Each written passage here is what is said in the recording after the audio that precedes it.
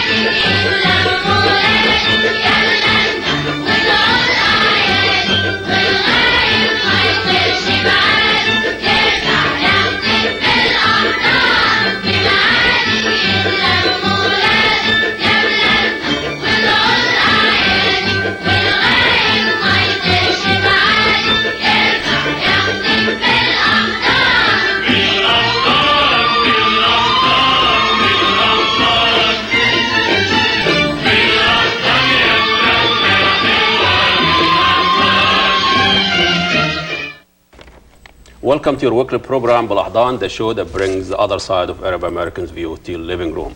We all heard about the face value cab driving service, media, a lot of attention, even the public, and even international media start covering the story of the cab drivers, Somali cab drivers refusing to take passengers that carries alcohol. I'm sure the airport try to deal with this the best they can. The Muslim community of Mass also try to weigh in and try to find solutions.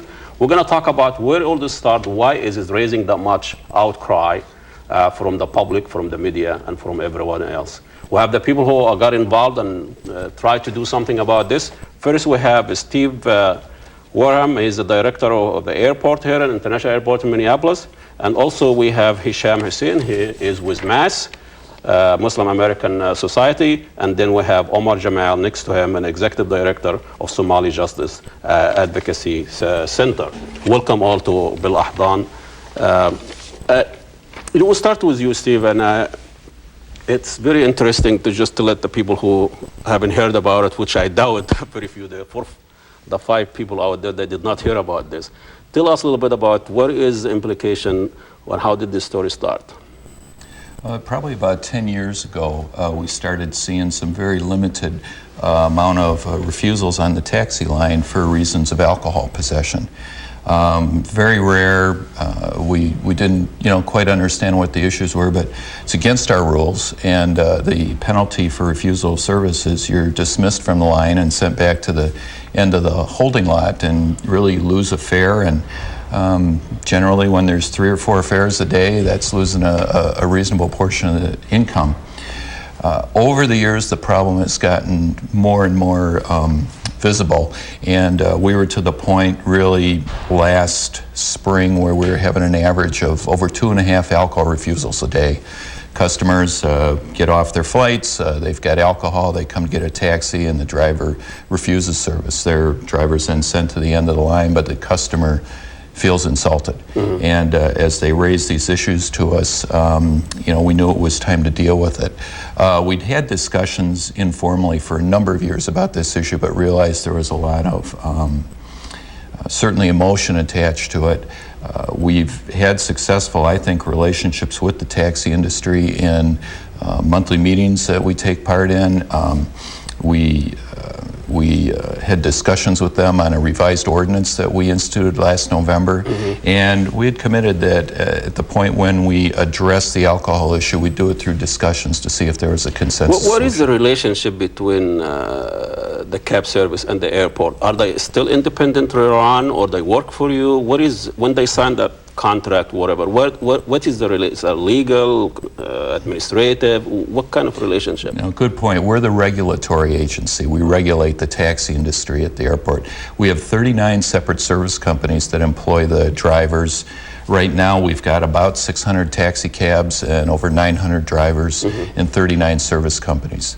The MAC regulates the industry. So when people come to get a license to operate by the airport, are they aware of the fact that this is a kind of everything they have to do and they cannot refuse this? Are they aware of this issue before they sign in? Or this is something came after they signed in? Well, everybody who gets a license at the airport is given a copy of our ordinance that describes all of the issues, and clearly in the ordinance is the refusal of service penalty and our instructions. Under any reasons? Like if somebody... Outside of safety. Like somebody come, no shirt, no whatever, like, you know, you go to a restaurant, you have to dress a certain way to get in. So as far as a private run business, you still have some clout to set the standard of whatever. If somebody say, I don't take, can't smoke in my cab, how is it different than that? Or you cannot be, somebody come naked, whatever. Well, smoking's a health issue. Being naked would be a legal issue. But in general, person comes for service, and we've got a taxi starter, and they, direct the person to the next individual in line. Again, with so many drivers and the wait time, we're pretty strict about first come, first served as far as how we direct the customers. As I was telling you before, 25 years ago, I was actually driving a cab at the airport. And I don't know if you're lucky or not, because the biggest problem was the cab drivers having the drugs. And that was the biggest concern. Now we have problem with the passenger having the alcohol. So we've gone a long way.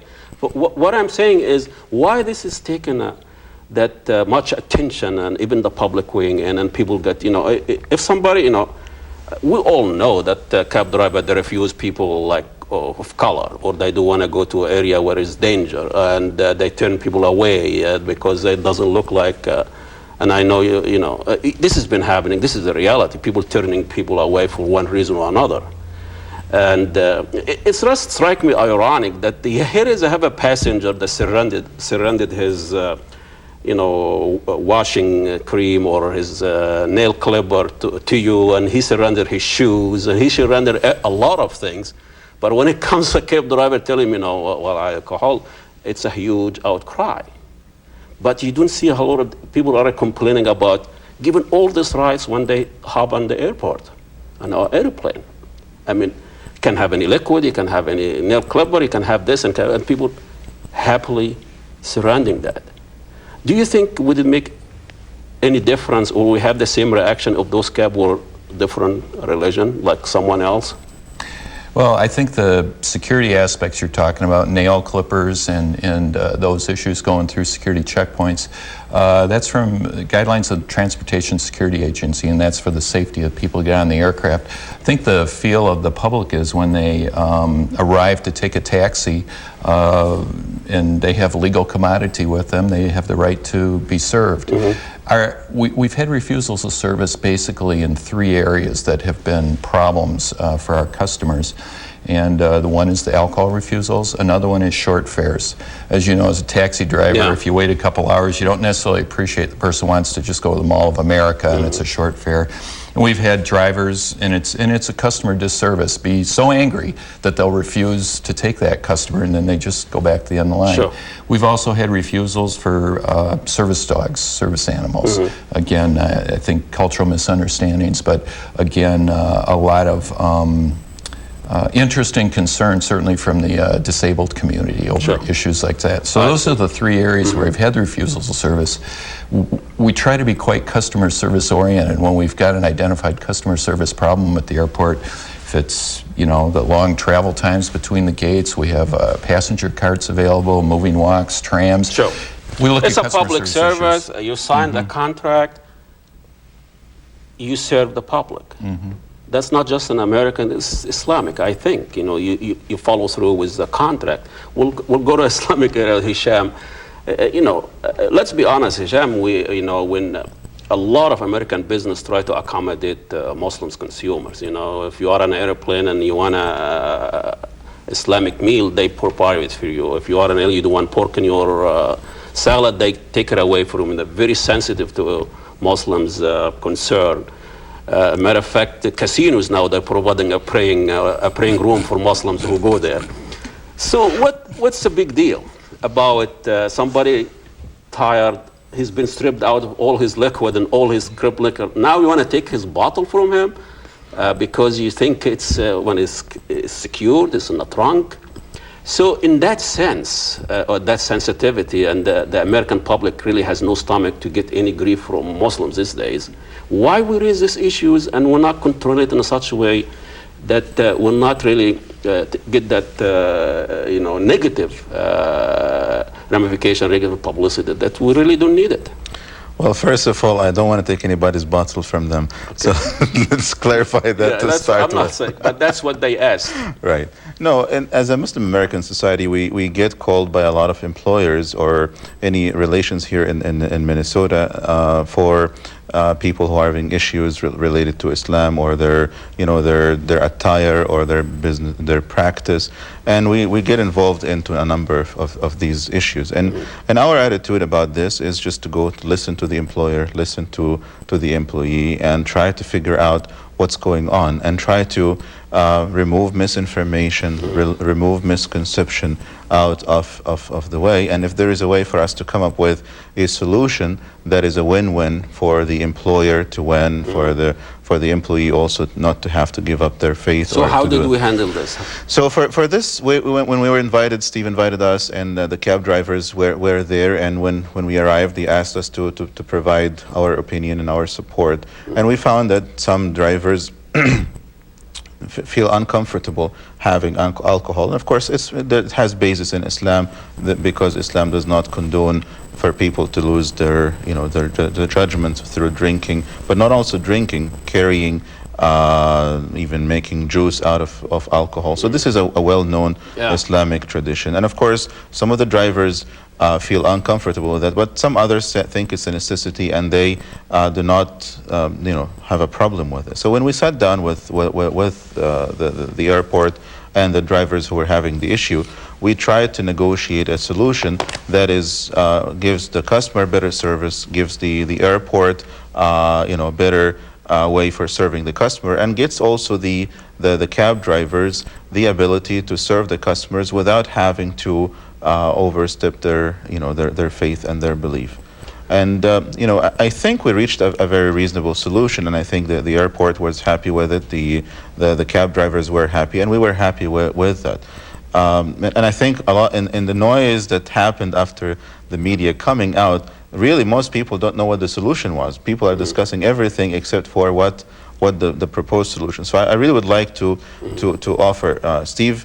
I think explained what the issue and the problem was, and the solution that we collectively reached at. When we tried to reach the solution, we said we have two goals. The first goal is to provide the customer with the best service possible that we can in there, and the airport, of course, liked that, and the drivers agreed to it. And the second here is to try to provide as much accommodation as possible to the cab drivers without degrading the customer service at the airport.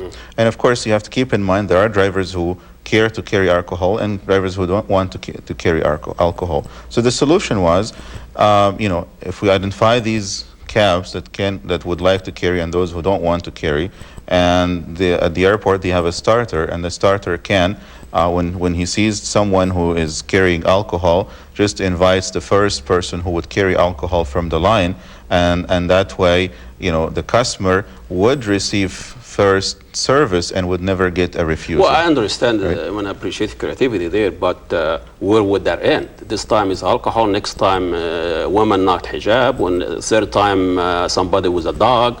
I mean, the issue here, when you have a belief, when you are involved in a commercial transaction, what is the saying in Islam? You are a Muslim involved in a commercial transaction or enterprise. For opening restaurants, a lot of Muslims have restaurants, they serve pork in a restaurant because the customer wants, or they serve wine because the customer wants. And so and living in a country that are not Muslim, you are living in a non-Muslim country, in a secular, wherever. So what is the stand so we'll not have that in a week from there or a year from there was another issue? Well, there is no guarantee that issues will not pop up. This is a free country, and a country that has a constitution that allows people freedom of choice and freedom of religion.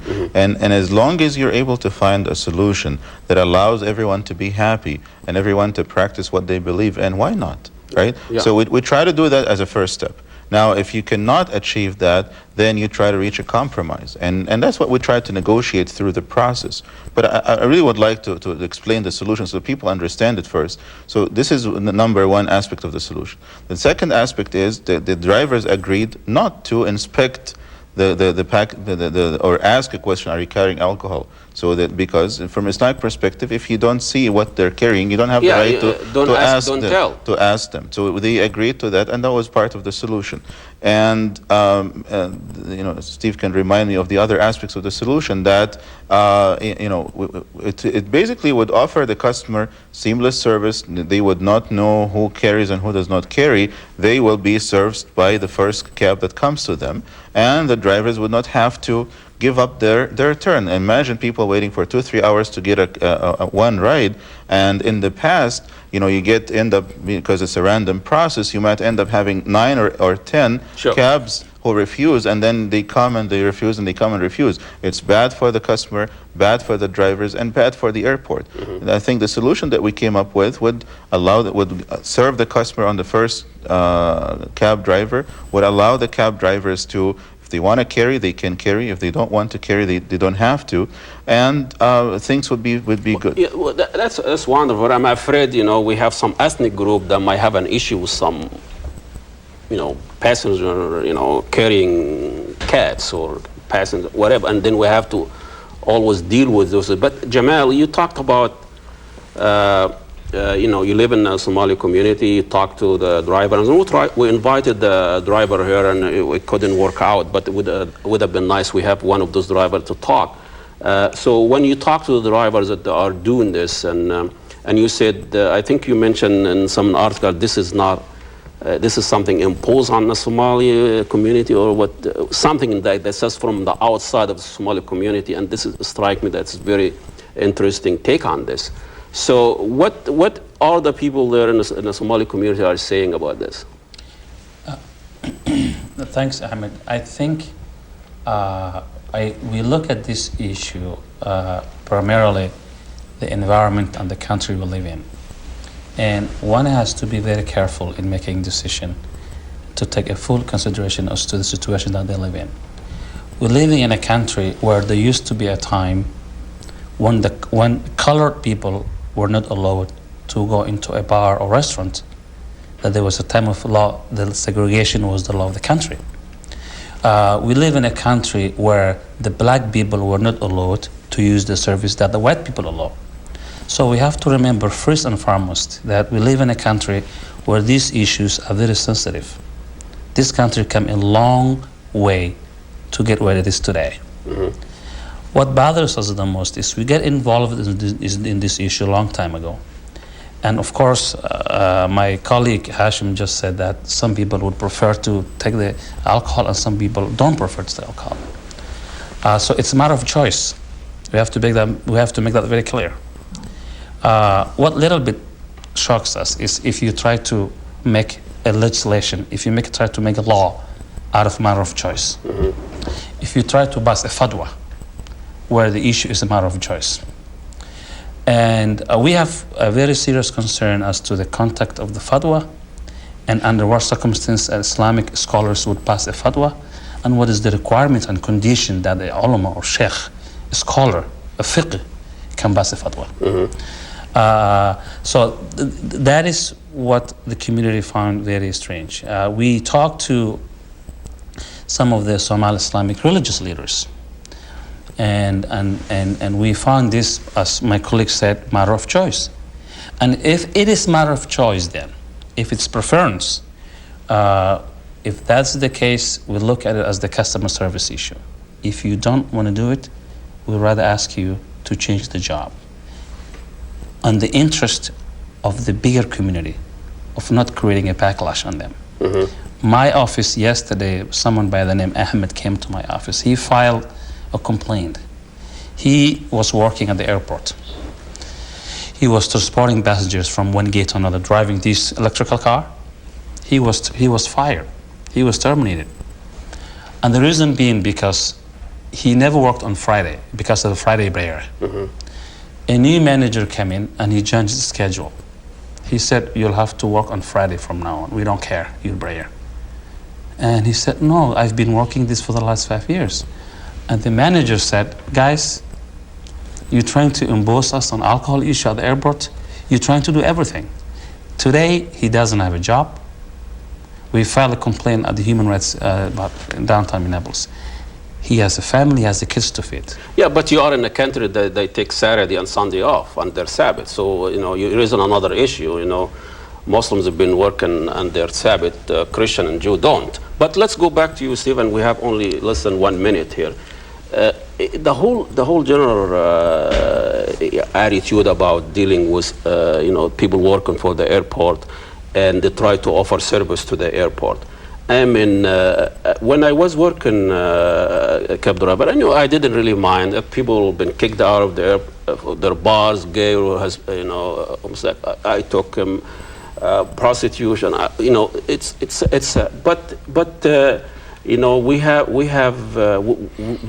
come, the terrorism in the last 100 years, killed 3,000 people with 9/11.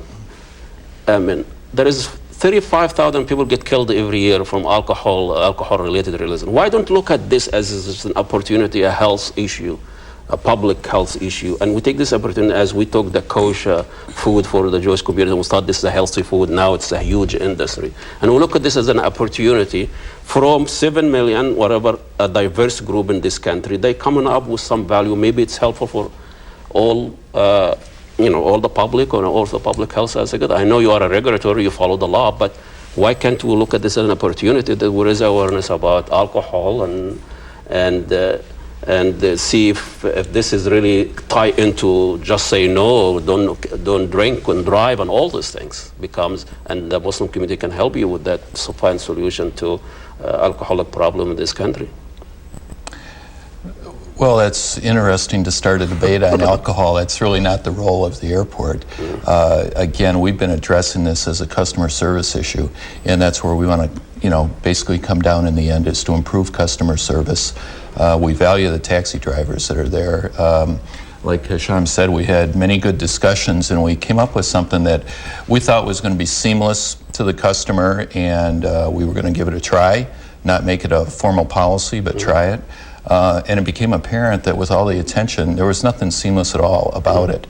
That this touched a chord. People didn't like it. We heard loud and clear that they didn't want us to take this route. So we're still talking. We're going to see if there is something else out there. But in the end, we're going to make a decision, and the decision's going to, from our perspective, have a customer as our primary. Okay, we're not going to make it here. Thank you so much for coming. Thank you, Sham. Thank you, Jamal. Thank you. Here you have it, and we'll have Isam to talk about all this, and see you in a few minutes. Assalamu alaikum, and God bless you all.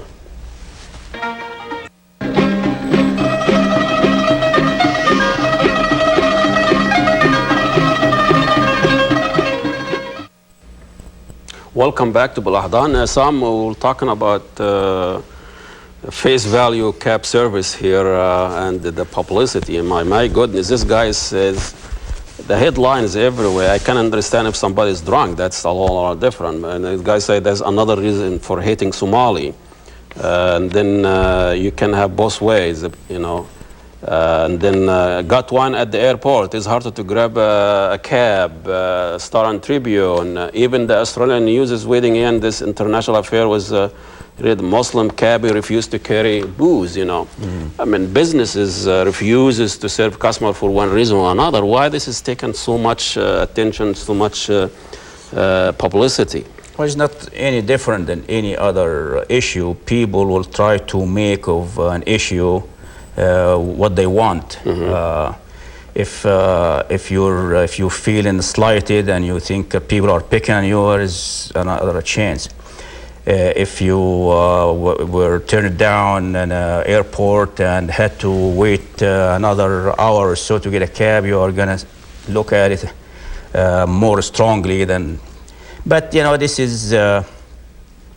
situation is going to, as Hisham said, is going to pop up all the time. And I think Hisham and Steve, I think they have the right formula for dealing with this type of problems. There is no substitute to dialogue and civil dialogue, and there is always a creative solution somewhere there if the intention is to find a solution, not to make a statement and a crusade out of it. Yeah, it's interesting because there are some Arabs been turned away from the airport because they have a T-shirt that has Arabic written on it, or been turned away, or been frisked and randomly been profiled all the time, and I don't see the media jumping on this. Yeah, but people get turned down for many different reasons. Somebody carrying a gun, somebody with a gun. It's not like a T-shirt. With a T-shirt with somebody naked on it. Things are going to happen. And Steve said that to our regulatory entity, and they have their laws, and they have they're interested in keeping the customer service at best level possible, and there's always politics and religion and other issues will always come in, and we just need to deal with them just the way Hisham is handled it, with civil way and with an open mind. Yeah, and it's interesting because I don't know what the community stand on this. Do we have a clear standing on what Muslims, those cab drivers, they're not getting the right advice, the right guiding, the right information, the right education about issues, because as you say, it's going to come up in so many different ways. So what do we do? Do we eat Big Mac because it has lard on it? Do we eat this because it has whatever? So there are so many. What do Muslims do in a non-Muslim country? Do they eat? Do they find? Do they take people with alcohol? So well, as much as a Muslim is obligated to follow the dietary rules, he is also obligated to follow and respect a contract. Yes. If you sign a contract with anyone and you sign on it, you accept it to the terms of the contract. As a Muslim, you are obligated to follow that contract. And so. And that's probably a better solution, a better education for the community and the leader, not this, let's just kind of massage it a little bit and see, because it's going to come again. Somebody will say, no, alcohol, absolutely. What are you going to do? I think they are on the right track, both MAS and the airport authority. And I hope that would be a model for future That's interesting. conflicts. Yeah, model, just a creative solution probably, because that could be when somebody say, well, this is not kosher, or I don't work on Sabbath, and I don't work on Saturday. Would that have the same ramification if I don't work on Friday? Let's go back to the contract. Yeah. See what you signed here, and you need to accept it, or just you need to not be no longer part of the contract. And with that, contract with America. Thank you so much, and conclude our show. Check our website, it has a lot of information, and let us know what you think. Assalamu alaikum, and God bless you all.